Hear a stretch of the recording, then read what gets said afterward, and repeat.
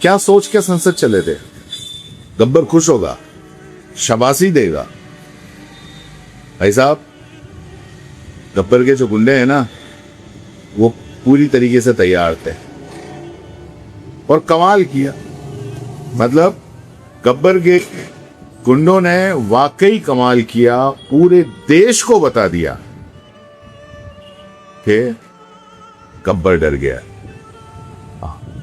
क्योंकि जब अगर बढ़ता है या जुल्म, अगर कोई सत्ता, अगर कोई राजा जुल्म बढ़ाता है, तो आप समझ लो कि वो जनता से डरा हुआ है, इसलिए उसने जुल्म बढ़ाया है। दिल्ली में जो स्टूडेंट का प्रोटेस्ट हुआ और उस प्रोटेस्ट के बाद में जो पुलिस का लाठीचार्ज हुआ, मतलब आप देखिए कि पूरे इंटरनेट में, चाहे वो एक्स हो, चाहे वो इंस्टाग्राम हो, चाहे फेसबुक हो, सिर्फ और सिर्फ लाठीचार्ज के वीडियो भरे पड़े हैं। और एक भी वीडियो ऐसा नहीं है जिसमें यह लगा हो कि ये युवा डर गया, बल्कि वो उसी ताकत से दोबारा खड़ा हुआ। आपने बाकी के प्रोटेस्ट देखे होंगे जिसमें पुलिस लाठियां भांजती है और लोग चले जाते हैं, दोबारा वापस आते नहीं है। लेकिन ये प्रोटेस्ट वो है कि आप लाठियां मार रहे हो और युवा सीना तान के खड़ा हुआ है, कह रहा है कि हाँ मारो। कुछ इक्का दुक्का घटनाओं को छोड़ के युवाओं ने वाकई जो एक क्या कहते हैं उसको, जो अहिंसात्मक तरीके से जो प्रदर्शन किया वो किया। पुलिस लाठियां मारती रही, वो वहीं खड़े रहे, कहते रहे कि हाँ और मारो, भागे नहीं। बहुत मारा, इतना मारा, लहू लुहान कर दिया। और इतना लहू लुहान कर दिया कि उस लहू को देख के पूरा देश लहू लुहान हो गया। अगर सत्ता ये सोच रही है कि क्या है, एक ज्यादा से ज्यादा कितने लोग आए होंगे, 1 लाख लोग आए होंगे, 1 लाख बच्चे आए होंगे, लेकिन आप गलत सोच रहे हो। आज उन रील्स को देखो जो दिल्ली पुलिस की पिटाई करते हुए इंटरनेट पे वायरल हो रही है। एक एक रील मिलियंस में लोग बाग उसको देख रहे हैं। तो दरअसल वो हर एक अपने से कनेक्ट करके देख रहे हैं। करोड़ों लोग इसके अंदर शामिल हैं। वो सिर्फ दिल्ली के अंदर जिन्होंने लाठियां खाई, सिर्फ वो शामिल नहीं है। इस प्रोटेस्ट के अंदर पूरे करोड़ों लोग शामिल हुए, हर तरीके से करोड़ों लोग शामिल हुए। और 20 तारीख को आपने लाठी मारी, 21 तारीख को क्या हुआ, पूरे देश के अंदर एक अलग आंदोलन चल गया। पूरे देश के अंदर आंदोलन चल गया और पूरे देश में जगह जगह छोटे छोटे शहरों के अंदर प्रोटेस्ट होने लगे। क्या गलत मांग थी? क्या किसी मंदिर मस्जिद को लेकर ये युवा सड़क के ऊपर आए थे? क्या कोई अहिंसात्मक तरीके से ये युवा कोई प्रदर्शन कर रहे थे? आप उनके प्रदर्शन को आपने पहले से ही अहिंसक बना दिया। आपने देखा नहीं, किया नहीं और पहले से ही अहिंसक बना दिया। उनके हाथों में संविधान था, उनके हाथों में गुलाब के फूल थे, उनके हाथों में किताब थी। और आपने क्या किया? आपके हाथों में लाठियां थी, आपके सर पे हेलमेट थे, आपको पत्थरों से कवर करने वाले वो शील्ड थे। किसी युवा के हाथ में पत्थर नहीं था, बल्कि पत्थर अगर चलाते हुए भी देखे तो पुलिस वालों को पत्थर चलाते हुए देखे। वो देश का पढ़ा लिखा युवा था, जिससे देश का हर एक व्यक्ति कनेक्ट हुआ, जिससे उसको लगा कि ये जो बच्चे हैं जिनको पुलिस इतनी बर्बरता से पीट रही है, ये हमारे बच्चे हैं। अगर मोदी जी संसद में बैठ के या अपने घर पे बैठ के अगर ये सोच रहे हैं कि वो अपने अहंकार से या अपनी सत्ता की ताकत से इन युवाओं को डरा देंगे, तो माफ कीजिए, आप गलत हैं। आप बिल्कुल गलत हैं। आपकी पूरी की पूरी सरकार गलत है। और जितने भी आप ये डराने के आपके जितने भी फार्मूले हैं, चाहे आप जेल में डालने वाले फार्मूले हैं, चाहे बुलडोजर वाला फार्मूला है, चाहे कोई भी फार्मूला है, वो सारे के सारे जब जनता इस तरीके से आवाज उठाती है तो आपके कानून फेल है।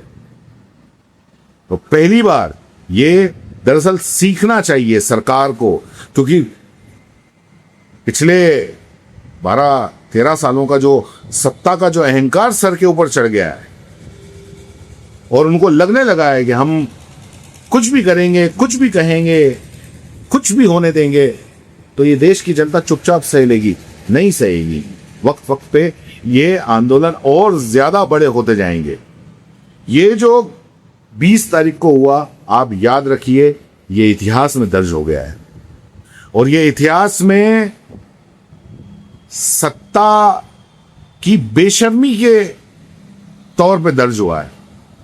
छोटे छोटे बच्चे, 12वीं क्लास के बच्चे, उनको पुलिस वालों ने पीटा है। महिलाओं को किस तरीके से आप उनको पीछे से डंडे घुसा रहे हैं। दिल्ली पुलिस बेशर्मी की हद पार कर दी। महिलाओं को आप थप्पड़ मार रहे हो, लड़कियों को, बच्चियों को थप्पड़ मार रहे हो, आप उनको डंडों से पीट रहे हो, सर फाड़ दे रहे हो, हाथ फाड़ दे रहे हो। आपने डंडे के ऊपर क्या कोई अपराधी थे, ये कोई आतंकी थे? आपने डंडों के ऊपर कीलियां घुसाई इनको मारने के लिए। अगर इनका प्रोटेस्ट था, अगर इनका प्रोटेस्ट होने देते तो क्या हो जाता? अगर आप इनको नहीं रोकते और आप इस तरीके से आप बल का प्रयोग नहीं करते, क्या हो जाता? ये वहां जाते और जाके और अपना जो भी ज्ञापन है, अपनी जो भी मांग है, वो रख के पूरी करके आ जा सकते। क्योंकि 23 दिन हो गए, 23 दिन में एक भी बार जंतर मंतर पर आपने ये देखा कि इन्होंने अहिंसक होने की या कोई ऐसी कोई बात की हो? सिर्फ एक बात को लेके कि वो कुणाल कामरा आए और उन्होंने आके जो सीता का पति राम और ऐसी कुछ बात कह दी, उस बात को लेके आपने इसको हिंदू विरोधी बना दिया। उनका अपना अलग अंदाज था, उनका मस्करापन था, वो नहीं, वो एक अलग हिसाब से देखा जा सकता है। लेकिन उस एक चीज को लेके आप इस पूरे आंदोलन को आप कैसे जस्टिफाई? और आपकी ये गोदी मीडिया, इस गोदी मीडिया को बेशर्मी से डूब के मर जाना चाहिए। देश तो बहुत दूर की बात है, इनके परिवार वाले, आने वाली जो इनकी पीढ़ियां हैं, इनके बेटे बेटियां, ये जब बड़े होंगे और वो जब देखेंगे इनको, इस बेशर्मी को देखेंगे, तो वो कहेंगे कि क्या किया तुमने? उन लाठी खा रहे बच्चों को ये देशद्रोही बता रहे हैं, पाकिस्तानी कनेक्शन निकाल रहे हैं। अरे शर्म से डूब मरो। आज तुमने इस मीडिया की, इस गोदी मीडिया की यह हालत कर दी है, इस मेन स्ट्रीम मीडिया की यह हालत कर दी है कि कोई भी देखता है और गोदी मीडिया चिल्लाने लगता है। और वो वक्त दूर नहीं है, याद रखना। ये सुधीर चौधरी, अंजना ओम कश्यप और ये अमीश देवगन, ये तुम जितने भी हो ना, वो दिन दूर नहीं है जब जनता तुम्हारे स्टूडियो के अंदर घुस जाएगी और तुम्हें जूतों से पीटेगी। आज भी जूतों से, क्योंकि तुम्हारी इतनी हिम्मत नहीं है। अगर तुम्हें इतनी हिम्मत हो इस मेन स्ट्रीम मीडिया के अंदर, जो मेन जो एंकर जो चिल्ला चिल्ला के बोलते हैं, अगर उनकी इतनी हिम्मत हो तो वो जमीन के ऊपर आके और रिपोर्टिंग करके दिखाएं। क्योंकि तुम सुरक्षा के अंदर, वहां स्टूडियो के अंदर बैठ के बोलते हो, इसलिए तुमको कोई कुछ कहता नहीं है, कुछ कह नहीं सकता। क्योंकि अपने खरीदे हुए तुम लोग बुलाते हो, अपना पैनल बुलाते हो, चाहे वो मुस्लिम कोई मौलाना हो या पंडित हो, उनको बुला के और ये सारी की सारी जो नौटंकी करते हो, ये जनता सब समझ ली। तुम ये दरअसल मेन स्ट्रीम मीडिया क्या है, ये जितने भी ये पापा की परियां और ये गुल्लू मुल्लू और ये जितने भी है ना, अगर मोदी जी हक देना तो अगले दिन उसकी तारीफ करेंगे वो, कि इन्होंने इतना बढ़िया हगा है साहब, कि कमाल ही है, इसकी खुशबू ये है, इसका वो है, इसका वो है, और इससे चाइना को खतरा हो सकता है, पाकिस्तान को खतरा हो सकता है। अरे शर्म से डूब मरो जाहिलों। तुम वहां मौके पे आके रिपोर्टिंग नहीं कर सकते, लेकिन जो तुम्हारे रिपोर्टर, जिनको तुम जो ट्रेनी है, जिनको तुम भेज देते हो, उनको कितनी शर्म का सामना करना पड़ता है, किस चीज का सामना करना पड़ता है। तुम्हारा माइक देख के लोग वक्त तुम्हें गालियां देते हैं, और ये सारे के सारे स्टूडियो के अंदर बैठे हुए ये बेशर्म एंकर हैं ये लोग।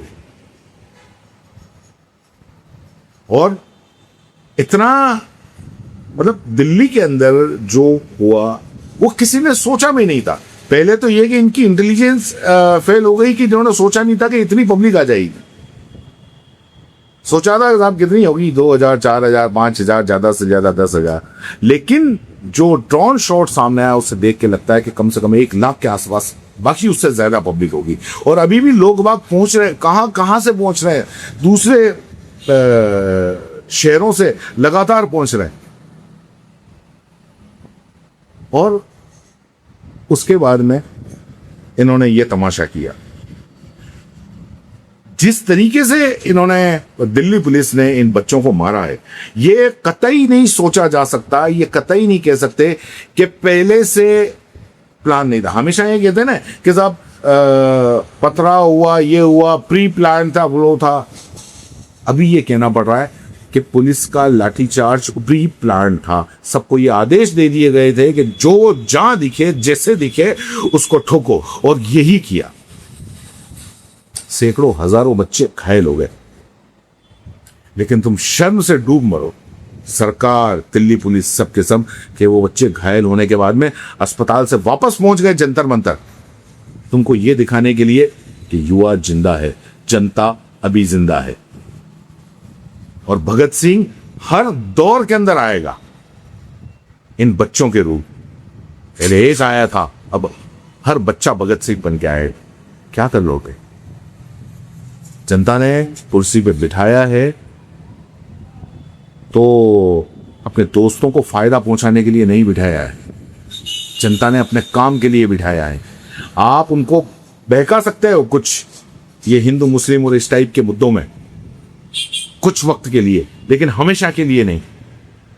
क्योंकि जब अपने बच्चों की बात आएगी, जब अपनी पीढ़ी की बात आएगी, और जब ये लोग सोचने लग जाएगी, जनता ये सोचने लग जाएगी हमारी पीढ़ी बर्बाद हो जाएगी, तब तुम्हें कुर्सी से उतारते हुए एक दिन नहीं लगाएगी।